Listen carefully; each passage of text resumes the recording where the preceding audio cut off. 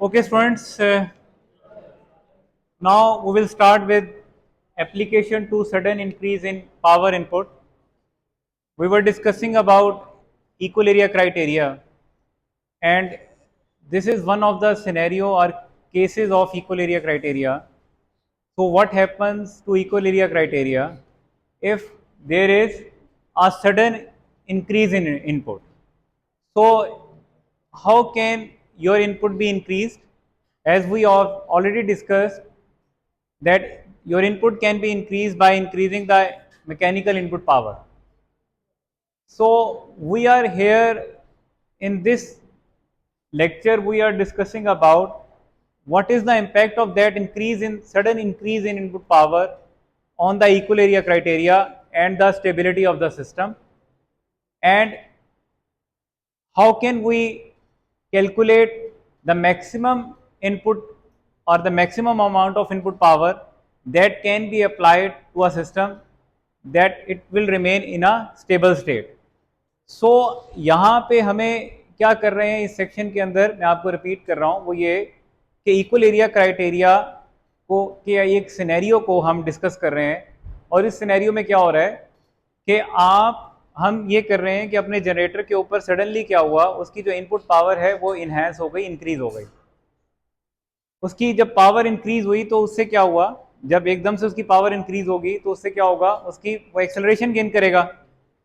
हम equal area criteria में ये बात अगेन एंड अगेन कर रहे हैं कि equal area criteria basically define करता है मशीन की स्टेबिलिटी को। जब तक अब मशीन स्टेबल कब तक है, जब आपका एरिया ऑफ एक्सेलरेशन जो है वो एरिया ऑफ यानी कि डिसेलरेशन के बराबर है। जब area of acceleration area of deceleration के बराबर है तो आपकी जो मशीन है वो क्या हो गई, जस्ट स्टेबल। जब आपका एरिया ऑफ एक्सेलरेशन जो है वो कम है एरिया ऑफ डिसेलरेशन से तो क्या हो गया, अनस्टेबल। और जब एरिया ऑफ एक्सेलरेशन ज्यादा है एरिया ऑफ डिसेलरेशन से तो आपकी मशीन क्या हो गई, स्टेबल। तो लेकिन हमारा जो रिक्वायरमेंट है कि वो हमारी area of acceleration should remain equal to area of deceleration, then our machine will remain in the stable condition. तो हम ये बात अगेन एंड अगेन कर रहे हैं, लेकिन अब क्या है कि सडनली उसके ऊपर जो मैकेनिकल इनपुट है वो इंक्रीज हो जाता है। अब मैकेनिकल, अब यहाँ पे हम कैलकुलेट क्या करना चाह रहे हैं, ये जो सिनेरियो हम डिस्कस कर रहे हैं कि मैकेनिकल इनपुट इंक्रीज हुआ, ये सिनेरियो का एक पार्ट है। हम इस सिनेरियो के अंदर क्या कैलकुलेट करना चाहते हैं, हम ये देखना चाहते हैं कि वो मैकेनिकल इनपुट स्टूडेंट्स कितना इंक्रीज हो सकता है कि जिसके बाद अगर हम फर्दर इंक्रीज करेंगे उस मैकेनिकल इनपुट को या किसी वजह से वो खुद ही से इंक्रीज होता है तो आपका जो सिस्टम है वो क्या हो जाएगा, अनस्टेबल। वो मैकेनिकल इनपुट को कैलकुलेट करने की इक्वेशन क्या है, उस मैकेनिकल इनपुट कैलकुलेट करने की इक्वेशन होती है P M is equal to P max sine delta 1। Agreed. उस मैकेनिकल इनपुट को कैलकुलेट करने की इक्वेशन क्या है, अगर हमने देखना है कि ये मैकेनिकल इनपुट कितना ज्यादा हो सकता है कि जिसके बाद आपकी मशीन जो है वो क्या हो जाएगी, अनस्टेबल, तो वो हमें किस फॉर्मूला से मिलता है, P M is equal to P max sine delta 1। अब यहां पे आप ये सोच रहे होंगे कि यही इक्वेशन ऑलमोस्ट कुछ इसी तरह की इक्वेशन आप यूज करते हैं कैलकुलेट करने के लिए, क्या, इलेक्ट्रिकल आउटपुट पावर को। So how it can be applied to mechanical input power. So हम ये बात आपको पता है बार बार अगेन अगेन करते हैं कि आपकी जो इलेक्ट्रिकल आउटपुट पावर मैक्सिमम कब होती है, यानी कि एक पॉइंट ऐसा आता है जो कि डेल्टा 1 पॉइंट है यहाँ पे। इस पॉइंट के ऊपर क्या होता है, इस पॉइंट के ऊपर अगेन आपकी जो मैकेनिकल इनपुट पावर है और आपकी इलेक्ट्रिकल आउटपुट पावर क्या हो जाती है, सेम हो जाती है। पहले आपकी पीएम 0 के ऊपर वो सेम होते हैं, फिर डिस्टर्बेंस आई, डिस्टर्बेंस कितनी आई, मैकेनिकल पीएम 1 आई। उस डिस्टर्बेंस के बाद आपकी मशीन क्या करती है, एक्सेलरेट होना स्टार्ट कर देती है, और जब आपका एंगल वो अचीव कर लेती है डेल्टा 1 एंगल के ऊपर आपका जो पीएम है वो किसके बराबर हो जाता है, दोबारा पीई के। ये बात हमने कहां पे की है, इक्वल एरिया क्राइटेरिया में हमने इस बात को रेपिटेटिवली किया। उसकी डेरिवेशन को जब हमने देखा हमने इस बात को रेपिटेटिवली किया। तो इस वजह से हम यहां पे लिख सकते हैं कि जो पी एम है वो किसके इक्वल है, पी मैक्स साइन किस एंगल के ऊपर, पी एम इक्वल है पीई के एट एंगल डेल्टा 1 के ऊपर। अदरवाइज ये इक्वेशन किसकी है, ये इक्वेशन है जो पी मैक्स साइन डेल्टा होता है, ये इक्वेशन बेसिकली पीई की इक्वेशन है। देखिएगा पीई की इक्वेशन है PE is equal to P max sine delta, this is a generalized equation of PE. लेकिन हम ये कह रहे हैं कि यही इक्वेशन किसके इक्वल आ रही है, अगर आप पीएम कैलकुलेट करना है तो वो भी हम इक्वेशन तो ऑलमोस्ट यही यूज कर रहे हैं। समझ आ रही है आपको बात, मैं क्या बात कर रहा हूं? लेकिन कब किस एंगल के ऊपर ये पीई पीएम के बराबर हो गया, इक्वल हो जाता है? एंगल डेल्टा 1 के ऊपर। क्यों? क्योंकि हम यहां पे देखिएगा इक्वल एरिया क्राइटेरिया में इस बात को बार बार बता रहे हैं कि पहले आपका जो पीएम वो पीई के इक्वल था, वो था किस एंगल के ऊपर? डेल्टा नॉट पे, जब आपकी जो मशीन थी वो सिंक्रोनस कंडीशन में ऑपरेट कर रही थी। सडनली एक एप्लीकेशन हुआ किस चीज का? एक sudden high power input increase हुआ उसके ऊपर, और उसकी वैल्यू क्या थी? PM1। वो PM1 जब उसके ऊपर पावर आई तो उसका क्या हो गया? उसने एक्सेलरेशन गेन की। एक्सेलरेशन गेन करते करते क्या हुआ? उसकी आउटपुट पावर बढ़ना स्टार्ट हुई। फिर वो एक ऐसे एंगल पे पहुंच गई जब उसकी इलेक्ट्रिकल आउटपुट पावर क्या हो गई? इलेक्ट्रिकल आउटपुट पावर जो ये थी, ये किसके इक्वल हो गई? उसके मैकेनिकल इनपुट पावर के। तो वो कौन सा एंगल था जब आपकी electrical output power PE equal हो गई किसके? PM1 के। वो कौन सा है? वो डेल्टा 1। तो इसका मतलब ये हुआ कि एट डेल्टा 1, एट एंगल 1, हम ये लिख सकते हैं कि जो आपकी इलेक्ट्रिकल आउटपुट पावर PE है, जिसकी इक्वेशन Pmax sin डेल्टा होती है, वो किस एट एंगल डेल्टा 1 हम क्या कह सकते हैं? ये किसके इक्वल है? Pmax। तो हमें बेसिकली ये PM ये कैलकुलेट करना है। PM ये जो वैल्यू ऑफ PM है, बेसिकली ये कौन सी वैल्यू ऑफ PM है? ये वो वैल्यू ऑफ PM है कि ये कितनी वैल्यू ऑफ PM ज्यादा हो सकती है कि जिसके बाद आपकी मशीन जो है, अगर हम उससे फर्दर इनहेंस करेंगे उस वैल्यू को, तो आपकी जो मशीन है वो किस में चली जाएगी? अनस्टेबिलिटी की तरफ, या आपकी मशीन क्या हो जाएगी? स्टेबल नहीं रहेगी। सही हो गई बात? सो हमें ये एक वैल्यू बेसिकली ये PM कैलकुलेट करना है। और ये PM डिपेंडेंट किसके ऊपर है? ये PM किसके ऊपर डिपेंडेंट है? देखिएगा, PM डिपेंडेंट है एंगल डेल्टा 1 के ऊपर। डेल्टा 1 किसके इक्वल है? Delta 1 is equal to pi max, pi minus delta max. So delta 1 को कैलकुलेट करने के लिए हमें किसको कैलकुलेट करना पड़ेगा? डेल्टा मैक्स को। सो इस डेरिवेशन के अंदर हम क्या कैलकुलेट करने जा रहे हैं? In this derivation, we are actually calculating delta max. That delta max will lead to delta 1, and that delta 1 will help us to calculate the value of PM. And ये delta 1 वो delta 1 होगा कि जिसके बाद अगर further आप machine का angle और बढ़ाएंगे, यानी कि अगर आप अपनी सिंक्रोनसली रोटेटिंग मैग्नेटिक फील्ड और जो आपका रोटर है उसका जो रिलेटिव एंगल है, अगर आप इससे फर्दर इंक्रीज करेंगे तो उसके बाद आपकी मशीन क्या हो जाएगी? अनस्टेबल। समझ आ गई आपको बात? सो ये हम कैलकुलेट करने जा रहे हैं यहां पे। देखिए, again we have utilize what? Equal area criteria. Equal area criteria का आपको पता है कि क्या कंडीशन है कि आपका area A1 should be equal to what? Area A2। अब एरिया A1 यहां पे क्या है? Area of acceleration. Area of acceleration अगर आप देखें वो क्या है? एरिया ऑफ एक्सेलरेशन यहां से यहां तक है। एरिया ऑफ एक्सेलरेशन यहां से यहां तक है। इस एरिया ऑफ एक्सेलरेशन में दो तरह की पावर्स हैं, एक पावर PM है और एक पावर क्या है? PE। एरिया ऑफ एक्सेलरेशन में क्या हो रहा है? PM और PE चेंज हो रहे हैं, ऐसे ही है। तो एरिया ऑफ एक्सेलरेशन के जो इक्वेशन हमने लिखी वो क्या लिख रहे हैं? PM minus PE। ये क्या था? PE था। ये actually this is actually PE, लेकिन आपको पता है कि जो PE है वो एक्चुअली किसके इक्वल होता है? Pmax sin डेल्टा के। So we have replaced PE with Pmax sin delta, and this d delta is from the integral. So क्या हुआ? हमने ये एरिया 1 लिख दिया, और एरिया 1 की जो एंगल की लिमिटेशंस हैं वो कहां से कहां तक होंगी? डेल्टा नॉट से लेके डेल्टा 1, ये हमने कर दिया। इसी तरह हमने एरिया ऑफ एक्सेलरेशन A2 की बात कर रहे हैं। एरिया ऑफ एक्सेलरेशन A2 कहां से? यहां से यहां तक है। इसके ऊपर जो एंगल की लिमिटेशंस है वो कहां से है? डेल्टा 1 से लेके डेल्टा मैक्स। ये एरिया ऑफ डिसलरेशन है, और जब आपकी डिसलरेशन होती है उस वक्त आपकी इलेक्ट्रिकल आउटपुट पावर ज्यादा होती है और आपकी मैकेनिकल इनपुट पावर क्या होती है? कम। इस वजह से जब आप डिसलरेशन की इक्वेशन लिख रहे हैं तो आप इलेक्ट्रिकल आउटपुट पावर को पहले लिख रहे हैं, और जो आपकी मैकेनिकल इनपुट पावर है उसको आप क्या कर रहे हैं? बाद में लिख रहे हैं। So therefore this is PE minus PM। So PE is equal to Pmax sin delta minus PM।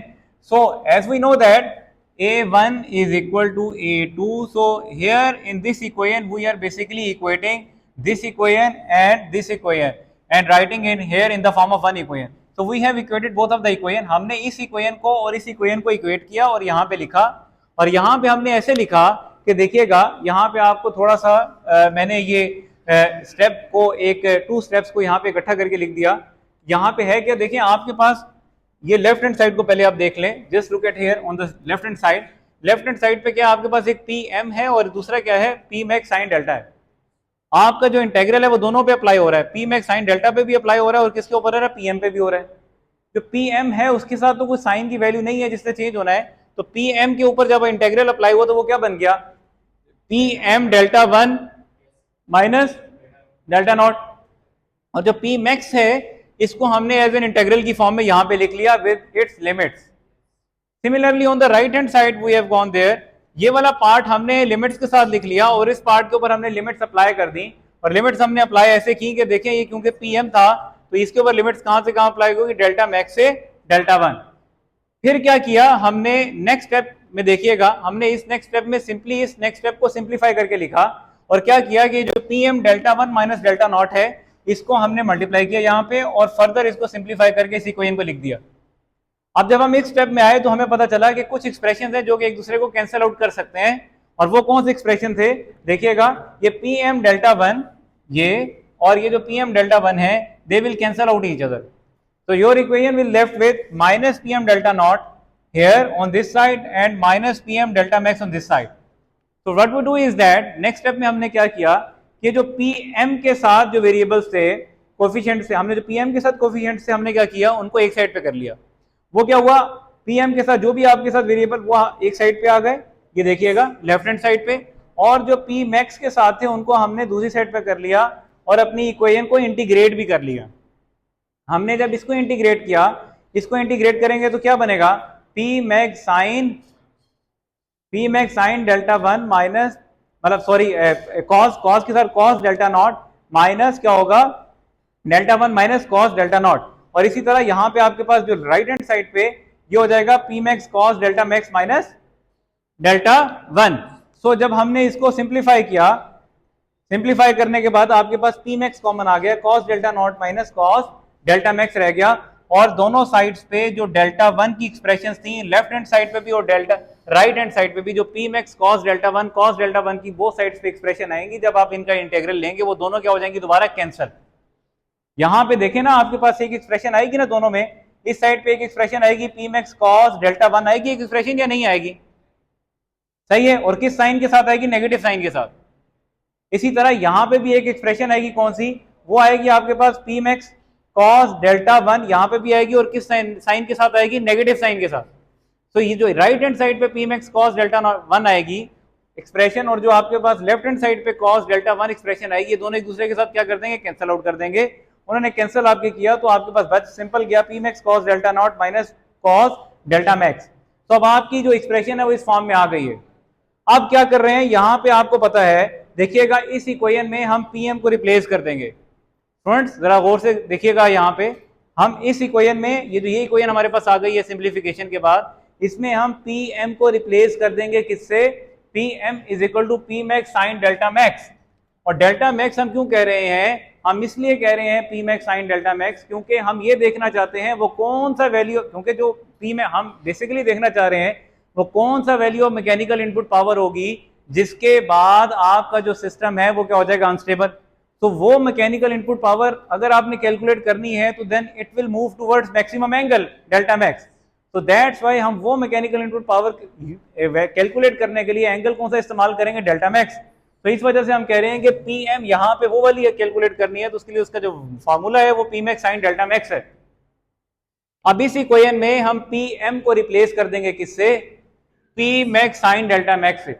हमने P max sine delta max से इस इक्वेशन को रिप्लेस किया, पी मैक्स की जो वैल्यूज थी इस इक्वेशन में रिप्लेस करने के बाद वो कैंसिल आउट हो गई, और आपकी ये इक्वेशन इसके पुट करने के बाद सिंप्लीफाई होने के बाद लिख दिया हमने delta max delta minus delta naught sine delta max plus cos delta max is equal to cos delta naught. अब आपके पास ये इक्वेशन आ गई है। हम इस इक्वेशन से आगे हमें कैलकुलेट करना है किसकी वैल्यू, डेल्टा मैक्स की वैल्यू। डेल्टा मैक्स की वैल्यू ये एक आपके पास नॉन लीनियर अलजेब्रिक इक्वेशन आ गई। नॉन लीनियर अलजेब्रिक इक्वेशन जब इस फॉर्म में आ जाएं तो ये इस तरह सिंप्लीफाई सॉल्व नहीं होती, इनको सॉल्व करने के लिए आपको कोई ना कोई आइटरेटिव टेक्निक अप्लाई करनी पड़ती है।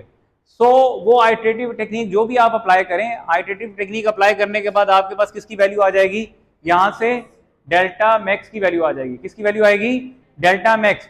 अब डेल्टा मैक्स की जो वैल्यू आएगी वो उसको यूज करेंगे कैलकुलेट करने के लिए क्या, डेल्टा वन।